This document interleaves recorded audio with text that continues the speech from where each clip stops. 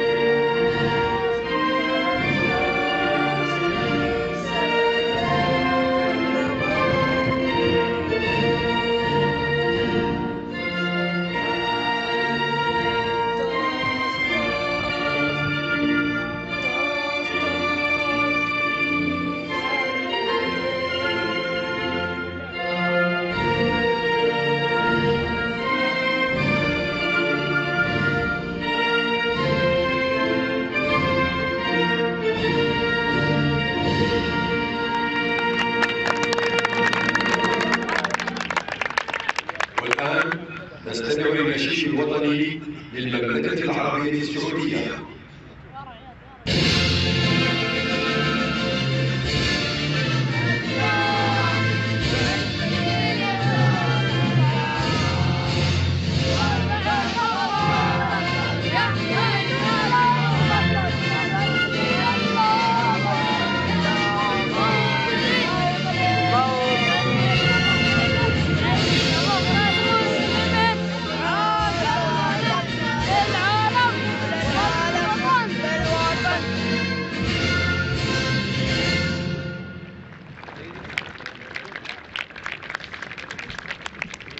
رفاقي المشاهدين والمتابعين والعاشقين لبطولة كأس جيم، تحية وسلامة، تحية حب واحتراما.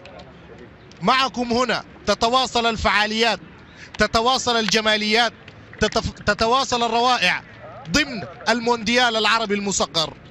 الصومال جاءت من أجل الثلاث نقاط، وكذلك السعودية جاءت بذكرى أساطيرها وتاريخها في كرة القدم. الصومال تدخل هذا اللقاء متابعينا حراسة المرمى للاعب جمال بالرقم 18، بينما يوجد في الدفاع اللاعب سعيد علي محي الدين بالرقم 6، وبالرقم 14 محمد عبد الله محمد.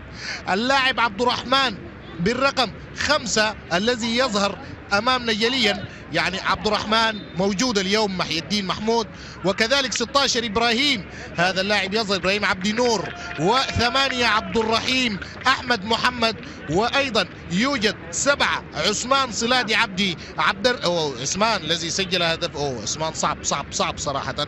عبد الرازق بالرقم 2 ايضا يظهر مشاهدينا في هذا اللقاء عبد الرازق محمد عبدي، وايضا بالرقم 15 عبد الرازق محمد عبد الله. هذه التشكيله. بالنسبه لتشكيله الفرقه السعوديه، حراسه المرمى للمبارك اليوم يظهر بالرقم 17 مبارك عيسى المري، بينما بالرقم 8 امامنا ايضا متابعينا في كل زمان ومكان احمد عبد العزيز بالرقم 8، احمد عبد العزيز الحادي، وايضا بالرقم 13 احمد وليد بوغرسين، وايضا بالرقم 11 اللاعب فهد الذي ايضا يدخل هذه المباراه في اجواء حماسيه، فهد محمد حنتول. بالرقم 14 فهد حضيري ملبيشي، وايضا بالرقم 10 تبدا المباراه الان متابعينا، يعني تظهر الان التشكيل وتاتي ملامح التشكيل. بالرقم 10 محمد الخثامي، وايضا يوجد بالرقم 3 يقولون ان التاريخ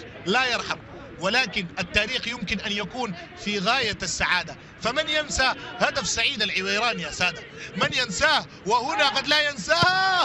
والكرة خطيرة والهدف، هدف جول، هدف جول يا محمد المالكي، هدف جميل. ولا كنا نتكلم عن هذا اللاعب، ولا كنا نتكلم عنه، عن أهدافه. تركي أحمد الزهراني، حمدا لله وشكرا لله. شوف الكرة كيف لعبت، كيف سددت، كيف مررت من أحمد خالد وليد وسددها في المرمى، صدها الحارس ليعلنها أخيرا، ليؤكدها في المنتهى. هذا اللاعب سعيد، هذا اللاعب يعني بالرقم 6 الذي أحرز الهدف، تركي أحمد الزهراني يحرز الهدف الجميل. قلنا أن قوما يفرزون أفاتارات ينتجون أفاتارات، هذه شيء، هذا لتكونوا فوارس قادمون أم تكونوا جوارح الأرض وكواسرها. الكرة تعود الآن من جديد لحارس المرمى الذي لديه ثغرة في مسألة التصدي للكرات الثابتة التي يستغلها الألماني دوما، والكرة تعود خطيرة والدفاع لا، هنا هجمة، التعادل جول، التعادل لا لا لا لا لا، والتسديدة،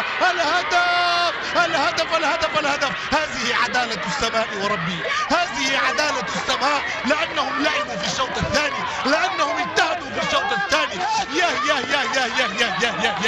هدف رائع، هدف جول. هكذا نحن لن نكون صيدا سهلا حتى وإن كتبت علينا الهزيمة، هكذا قالوها. شوف الانطلاقة من هنا، المحاولة، المراوغة، من ثم التسديد على العارضة، الحظ يعاند، ولكن هنا من أتى أليس عثمان؟ هو عثمان الذي أحرز في مرمى لبنان، هو عثمان الذي لديه 3 أهداف.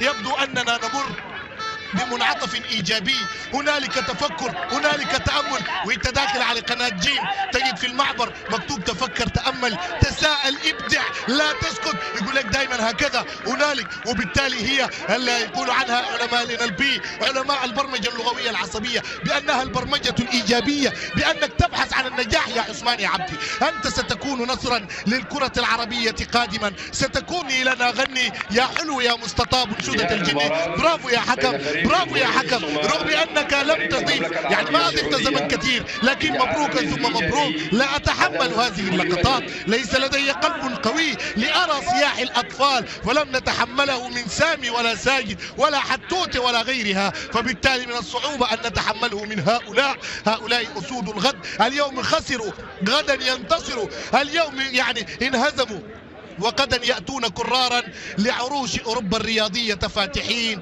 في الأولد ترافورد في مدينة ترافورد أو بلدية ترافورد. يا ولدي اليوم تتعادل وغدا تنتصر، اليوم تتعادل وغدا تنتصر، صدقني. إن لم تنتصر في هذه النسخة فبربما النسخة القادمة، إن لم تفرح وتتأهل في هذه المرة